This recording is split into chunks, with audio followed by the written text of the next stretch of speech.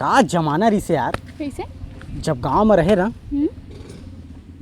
तो लड़की मन ना सलवार सूट लाइचा पहन के जब निकले ना, आहा। अच्छा तो तोले सलवार सूट वाली पसंद है, मैं अच्छा नहीं दिखूं? अरे तहू अच्छा दिखतस गा, सिर्फ तोर दाई दादा मन के नजर में, मोर नजर में नहीं।